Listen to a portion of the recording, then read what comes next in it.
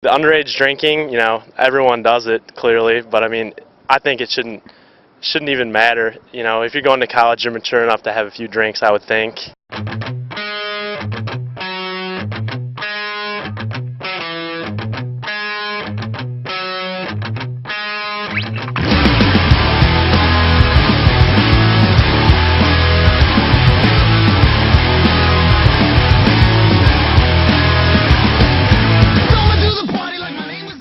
I think the authorities, like cops and RAs and everything, I think they're pretty good, at least in our dorm. Like, they tell us to keep it down if we're being loud or give us warnings. They won't just, they don't power trip or anything like that, so I wouldn't say there's any problem there. I think the campus police are pretty strict, and then East Lansing aren't too bad. I believe that the Michigan judicial system is absolute bullshit. Cops are, I believe, extremely strict and way too tolerant. I'm an out-of-state resident, and in Chicago, they don't have MIPs or any such thing. I think the cops are way too strict. They are way too harsh, and they don't tolerate a lot. The cops need to chill out because, they all did it when they were kids, so I don't see why they have to sit here and come down on, everyone else. I've been a police officer for 10 years, and I've worked patrol division for 8 of those 10 years. And in my experience, the problem, whether it's somebody over the age of 21 or under 21, it's the abuse of alcohol. That's where we have the biggest problems. People abuse alcohol, they get behind the wheel, they urinate in public, or they fight. A lot of times when we're on patrol, you'll find that many times when officers make contact with somebody, whether they're an MIP, minor in possession of alcohol, or somebody over the age of 21 and they've consumed alcohol and they're being detained, it's because they're calling themselves out. They're bringing the attention to themselves. They're saying, I need special attention, and at that point the officers then will oblige them. They'll make contact with them. It could be somebody kicking over a trash can, breaking glass, destruction of property, fights, domestics, drunk driving. All these are obviously concerns to us and the public. Actually have gotten an MIP before. It was when I was on the upper end of having drank a lot, so I deserved it, and since then I've actually cut back a lot. So I have gotten an MIP before. It was a bad incident, and we weren't even doing anything wrong, unfortunately, and still got an MIP, but I don't know, I think they should slack off on that a bit here, unless someone's actually out causing trouble. I've never gotten an MIP, but all 6 of my roommates have. Alright, let me start by saying I have 3 MIPs. Not 1, not 2, 3. All of which I can honestly say it was less than a standard night of drinking. 1 hadn't even been drinking.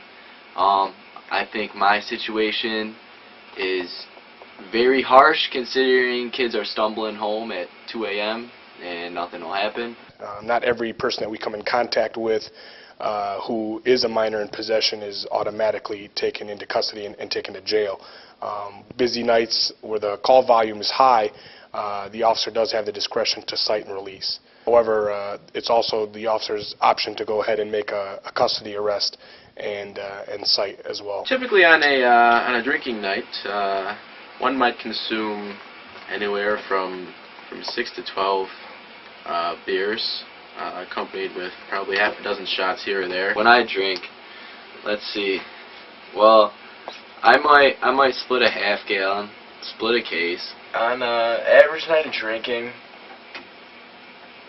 usually split a half gallon, and then I don't remember what else is after that. I drink maybe once a week. Whenever I drink, I usually have anywhere from 5 to 12 drinks, depending on the night.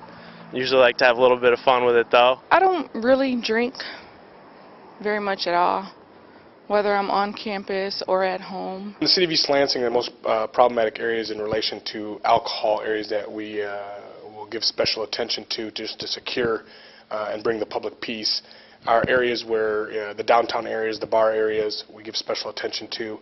Any large area where students are residing, Cedar Village, the Bailey community, where there are a lot of student population. On those days, the Thursday, Friday, and Saturday that I was talking about, on those days we do give attention to to those areas just to, like I said, keep the public peace and also make sure that we maintain no destruction of property. When it comes to classes and drinking, I don't think there's really that big of an effect as long as you can manage time. Like, since I only drink on the weekends normally, or at least when I don't have me at all. But my roommate, for instance, he definitely misses a lot of classes due to drinking, so I guess it's more dependent on the person than the actual alcohol. I think there is kind of a correlation between drinking and doing well in class, but I think it's more just people going out as opposed to drinking. I mean, obviously the more you go out, the less you're at home studying. I don't think that drinking affects your school if you find a good balance, because I don't think people are going to be studying all day.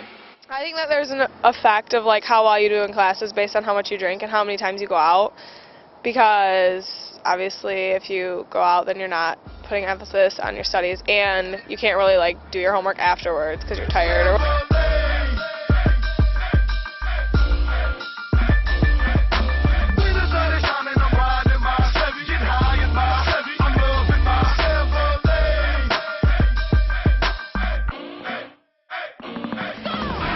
Chevy, we burning them bitches that Hustle can't drive.